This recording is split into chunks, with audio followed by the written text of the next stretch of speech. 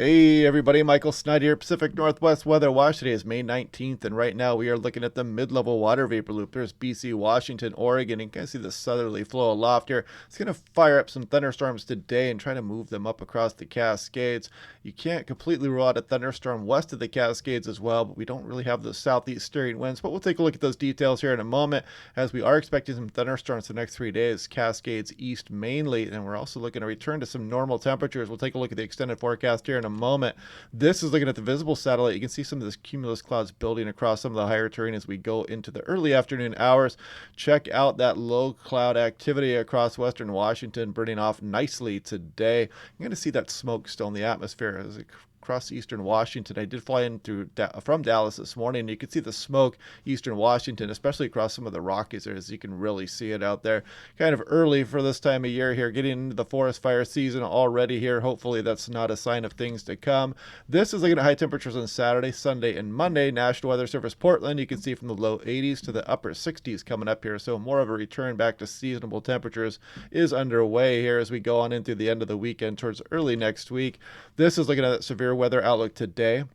Mostly the Oregon Cascades, does include places like Bend out here and the Dalles, but you can see it just barely clips the Seattle and Portland metro here. Probably most likely foothills east, Cascades east as we go through the night into the early morning hours. But sometimes these features are hard to pick up here, and we could get a thunderstorm to drift out over the lowlands as we go through tonight into tomorrow morning.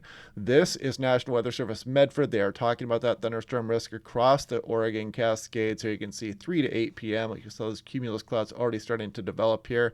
So maybe some gusty winds and some small hail and dangerous lightning.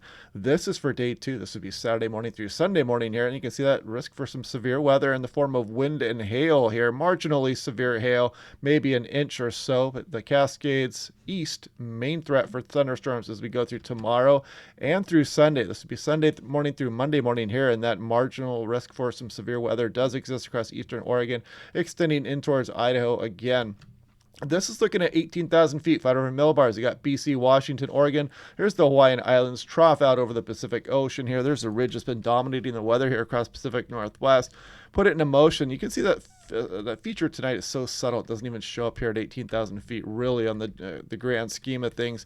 But as we scroll into the future a bit here, we go through this weekend, and you can kind of see that trough opening up across the Pacific Northwest. It's going to cool us back down a bit, and you can get another system here potentially on in through midweek as well. And the big takeaway here is we don't have any big heat dome as we go on in through this week towards next weekend coming up here.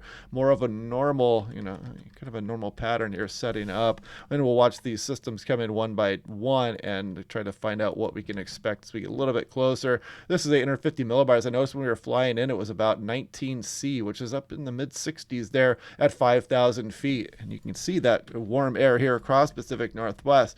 Now watch what happens as we scroll through Saturday into Sunday here. You can see this much cooler air start to impact the region here, some onshore flow and potential for a couple systems coming into the Pacific Northwest. They're kind of moisture starved, especially at this time of year, but you can see more of a normal pattern here versus the very warm temperatures we have been having.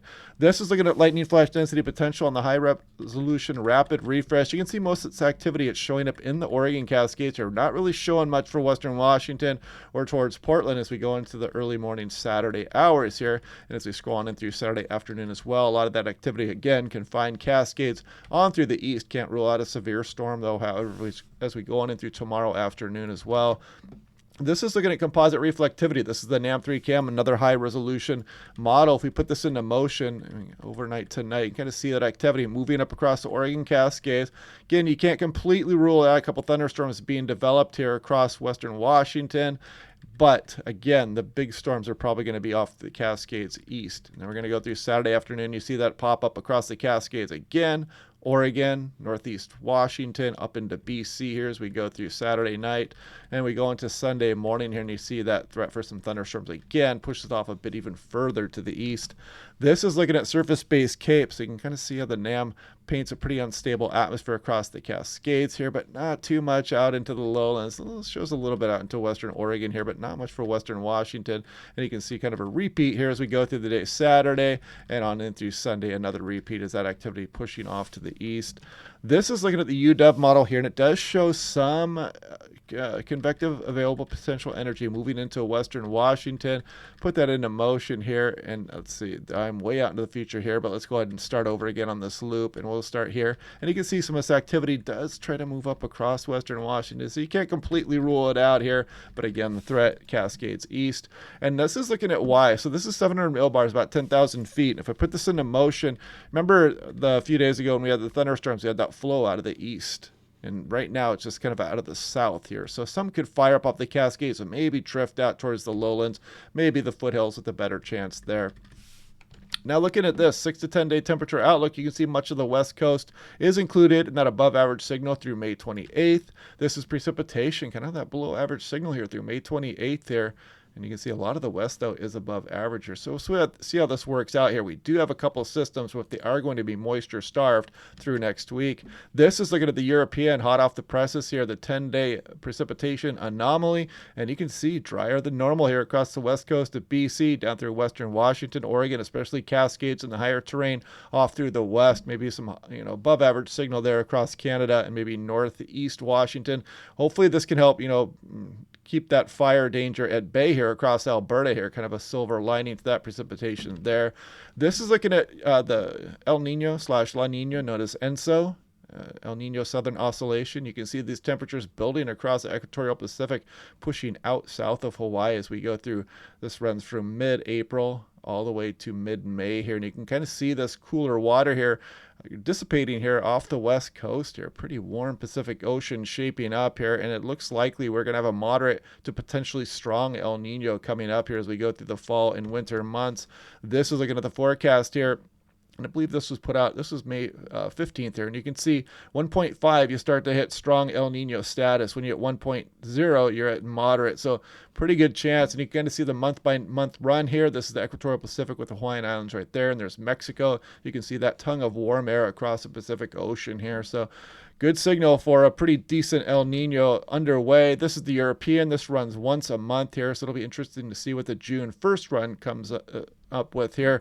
But you can see we're headed towards moderate or potentially a strong El Nino, even according to the European. But anyway, outside chance of a lightning strike across some of western Washington, Oregon as we go overnight into tomorrow morning here. But mainly that activity, like I said, is going to be Cascades East. We're going to cool things back down. No big heat dome expected next week. Potential for a couple systems here. So we'll watch that go day by day. I just got back from storm chasing this morning, slept for a few hours here. And I'll probably head out again next week, but I will bring my equipment with me, and I will be doing briefings on the road if I do go out. So anyway, I hope you guys are having a good day out there. We'll take a look at those systems again tomorrow. We'll see what we can expect to go on into the future, and I will talk to you guys then.